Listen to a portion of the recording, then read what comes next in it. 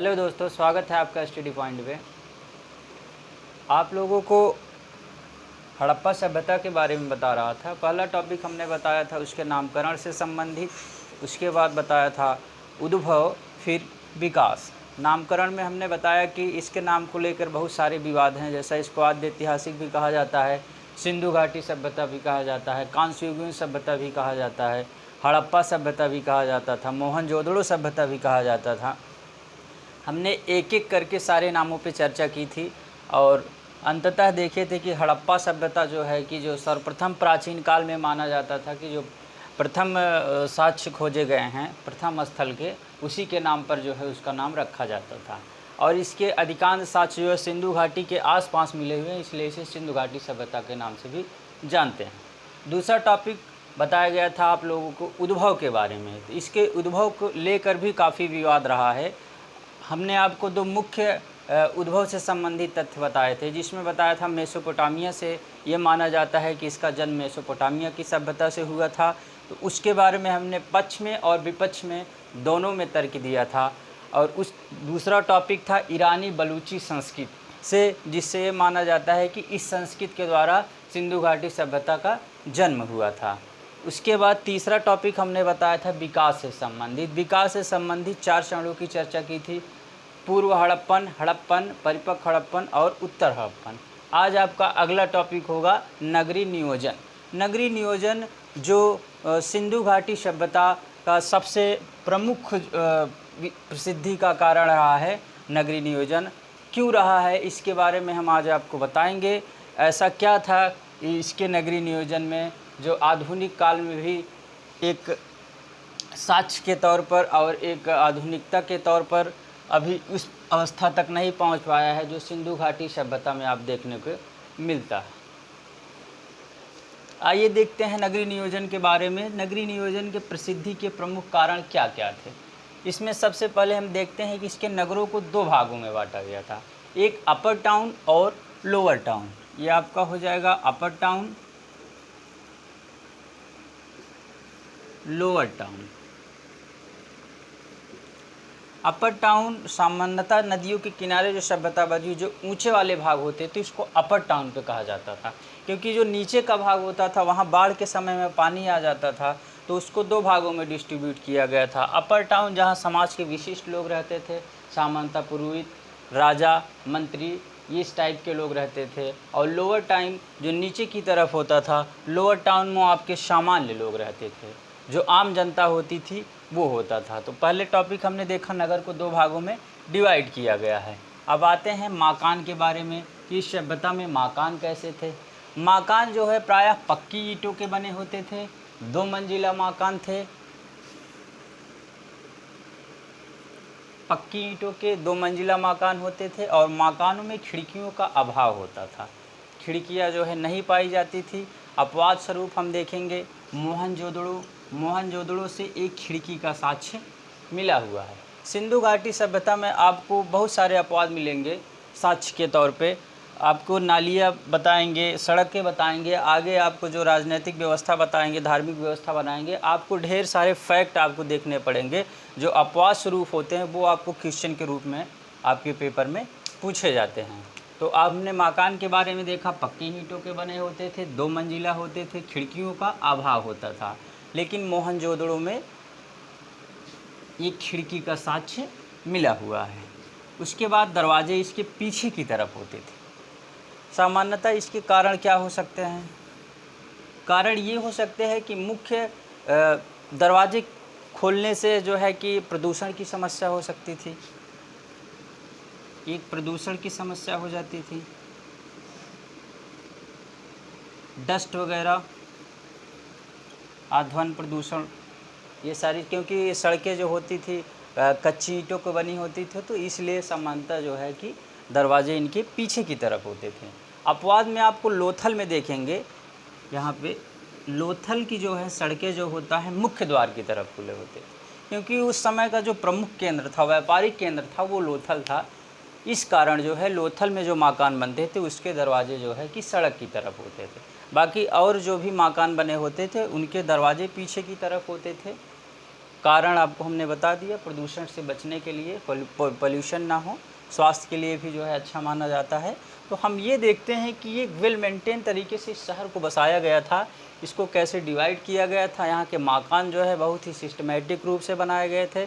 मकान के बाद हम आपको देखते हैं यहाँ पे सड़कें कैसे बनाई गई। सड़कों को हम देखते हैं कि इसको एक सड़क जो प्रथम सड़क माना जाता था उत्तर से दक्षिण की ओर माना जाता था, और दूसरी सड़क जो होती थी ये पूर्व से पश्चिम की ओर माना जाता था, पूर्व से पश्चिम की ओर।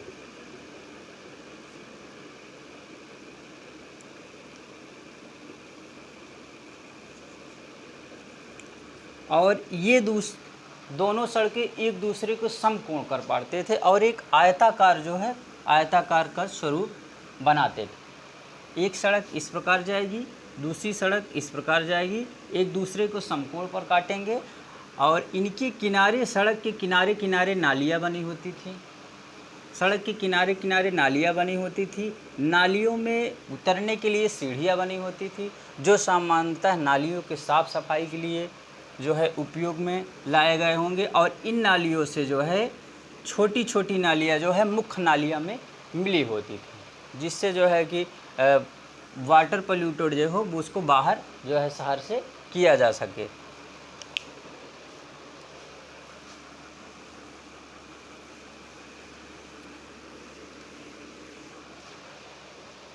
हम लोग देखते हैं कि कितने अच्छे तरीके से इसको जो है कि बनाया गया था। ये आपका सड़क हो जाता है, सड़क के किनारे नालियाँ हो जाती हैं, नालियों में साफ़ सफाई करने के लिए सीढ़ियाँ होती थी, और इन नालियों से, मुख्य नालियों से जो है कि ये साइड की नालियाँ जो होती थी, जो घरों से होकर जाती थी, उसमें मिली हुई थी, जिससे जो है सारा पानी जो है बाहर निकल जाता था। सड़कें प्रायः कच्ची होती थी, पूर्व से पश्चिम, उत्तर से दक्षिण एक दूसरों के समकोण पर काटती थी, आयताकार स्वरूप को जो है ये प्रदान करती थी। लेकिन एक अपवाद यहाँ पे भी हम देखते हैं, मोहनजोदड़ो में पक्की सड़क बनाए जाने का साक्ष्य मिला है। ये कोशिश किया गया था कि एक साक्ष्य जो है कि पक्की ईंटों का बनाने का मोहनजोदड़ो में प्राप्त हुआ है। अपवाद ये क्या है, बनावली में समानांतर सड़कें। जैसा हमने आपको बताया कि अधिकांश सड़कें जो कि समकोण पर आयताकार रूप में होती थी, जब एक दूसरे को काटती थी तो आयताकार रूप में होती थी। लेकिन बनावली में जो सड़कें होती थी वो समानांतर टाइप की सड़कें होती थी, वो समानांतर टाइप। ये पूछा जाता है,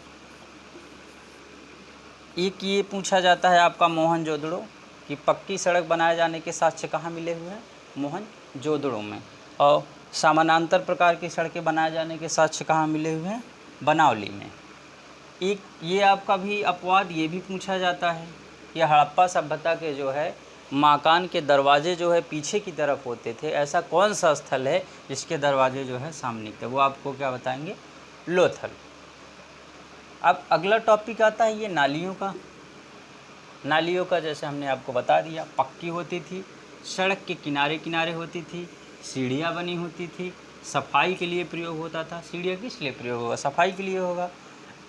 और देखिए कितना वैज्ञानिक तरीके से उन्होंने उपयोग किया था। जहाँ नालियाँ पतली होती थी वहाँ ईंटें लगाए जाते थे, जहाँ नालियाँ चौड़ी होती थी वहाँ पत्थर लगाए जाते थे, और जहाँ मोड़ होता था, नालियाँ मुड़ी होती थी, वहाँ यल आकार के पत्थर का प्रयोग किया जाता था, और जहाँ बहाव होता था वहाँ कन्नीदार टाइप का प्रयोग किया जाता था।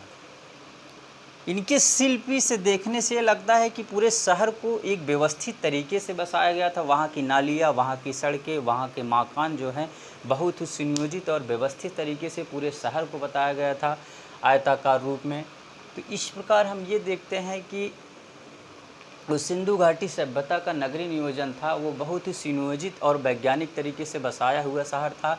आज भी लोग जो है सिंधु सभ्यता को एक एग्जाम्पल के तौर पर लेकर आज के आधुनिक समय की सभ्यता को जो है इस तरीके से बताने की कोशिश कर रहे हैं, जिससे जो है आज जो जल प्रदूषण की समस्या रही है शहरों में आधुनिकता को देखते हुए उसको आसानी से जो है छुटकारा मिल सके।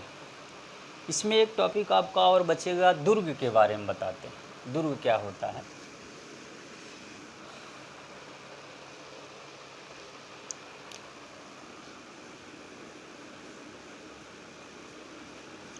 जो प्रवेश द्वार होते थे, दुर्ग प्रवेश द्वार के ऊपर प्रहरी के कमरे होते थे। अभी हम आपको बताते हैं। कमरे होते जिसे बुर्ज कहा जाता है।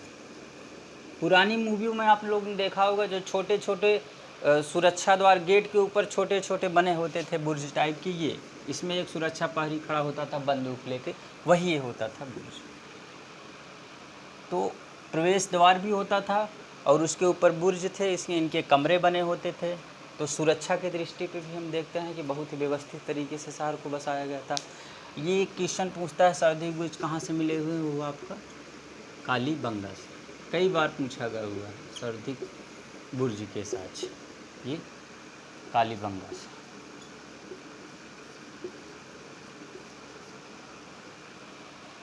एक स्नानागार, अन्नागार।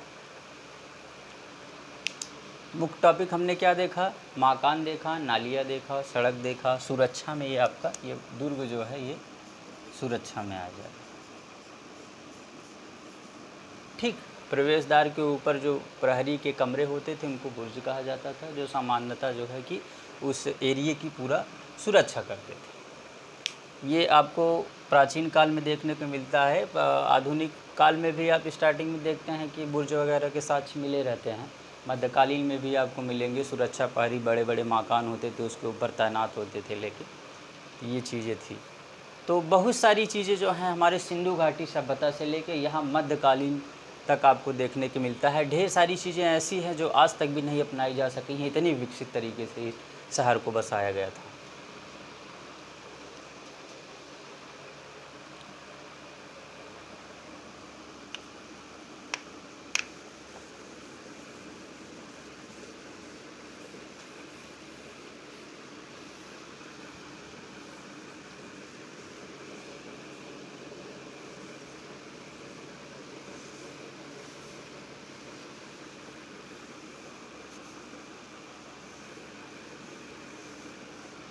एक बार आपको हम फिर से करा देते हैं क्या क्या हमने बताया। सड़क, नालियाँ, मकान, सुरक्षा। सड़क में हमने बताया दो मुख्य सड़कें होती थी, उत्तर से दक्षिण, पूर्व से पश्चिम, जो समकोण पर काटती थी, आयताकार रूप में होती थी। सड़क के किनारे नालियाँ बनी होती थी, नालियों में सीढ़ियाँ होती थी जो सामान्यतः साफ़ सफाई के लिए प्रयोग होती थी। मकान जो होते दो मंजिला होते थे। मकान जो होते थे दो मंजिला होते थे, उसमें खिड़कियों का अभाव होता था। एक अपवाद हमने बताया मोहनजोदड़ो का। सुरक्षा में हमने बताया सुरक्षा प्रहरी खड़े होते थे, उनके जो ऊपर के मकान होते हैं उनको बुर्ज कहते हैं। तो इस प्रकार से हमने नगरीय नियोजन में 4 टॉपिक बताएं। नगरीय नियोजन में 4 टॉपिक बताया, सड़क, नालियाँ, मकान, सुरक्षा। इसमें 2 टॉपिक और जोड़ देते हैं कि स्नानागार, अन्नागार। स्नानागार में हम ये देखते हैं, स्नानागार इसका साक्ष्य जो है मोहनजोदड़ो से मिला है। कहाँ से मिला है? मोहनजोदड़ो से मिला है। कुछ इस आकार का रहता है। इसमें हम ये देखते हैं यहाँ पे उत्तर पश्चिम का जोन जो है ये उत्तर पश्चिम का जोन है। तो उत्तर पश्चिम यहाँ पे सीढ़ियाँ बनी होती थी। क्या थी? सीढ़ियाँ बनी हुई थी। सीढ़ियाँ ये उतरने के लिए समानता रही हुई। और यहाँ पे जो है कौन सा एरिया है? दक्षिण पूर्व।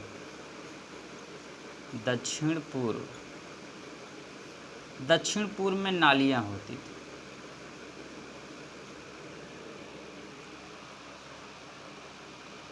मोहनजोदड़ो में स्नानागार बड़े बड़े आकार के होते थे।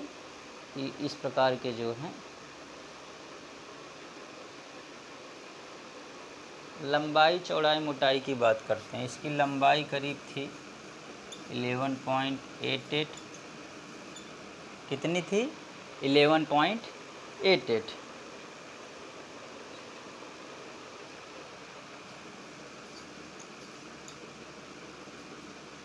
ये क्या थी? गहराई कितनी थी?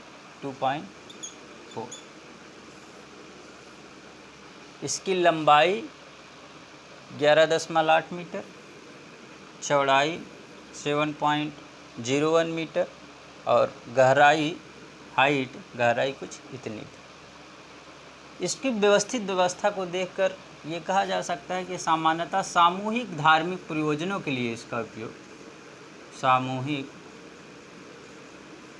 धार्मिक प्रयोजन, सामूहिक धार्मिक प्रयोजनों के लिए इस स्नानागार का प्रयोग होता था। बड़ा स्नानागार था, व्यवस्थित तरीके था। अभी आज भी कहीं कहीं पे है, बड़े बड़े जो तालाब होते थे, सामूहिक प्रयोजन होता था तो वहाँ पर लोग इकट्ठा होकर जाते थे, स्नान करते थे, पूजा पाठ करते थे। आज भी कई जगह आपको देखने को मिल जा सकता है सिंधु सभ्यता का। उसके बाद एक अन्नागार था। क्या था? अन्नागार। अन्नागार का प्रयोग किस अकाल के समय में अनाज सुरक्षित करने के लिए। क्या? अनाज सुरक्षित करने के लिए, अकाल के समय में अनाज को सुरक्षित करने के लिए अन्नागार का प्रयोग होता था। इसके साक्ष्य जो है हड़प्पा, मोहनजोदड़ो, कालीबंगा, लोथल,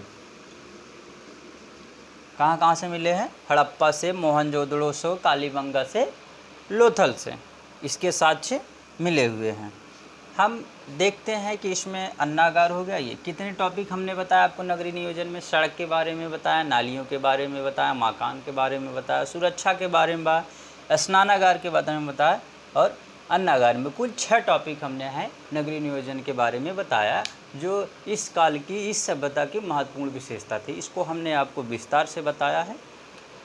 बाकी और जो अपवाद हैं इसको हम आपको धीरे धीरे जो है PDF में या लास्ट में जो है आपको हम सब बता देंगे कि क्या कुछ इसके अपवाद है। बाकी कॉन्सेप्ट जो रहा वो आपके सामने है। इसमें आपको डाउट हो तो बताइएगा कमेंट करके। चैनल को लाइक करिएगा, शेयर करिएगा और सब्सक्राइब करिएगा, जिससे अधिक से अधिक लोगों तक यह जो है वीडियो पहुंच सके। आपको फ्री में सारी क्लास प्रोवाइड कराया जाएंगी, सारे सब्जेक्ट का आपका धीरे धीरे जो है उपलब्ध कराया जाए। धन्यवाद।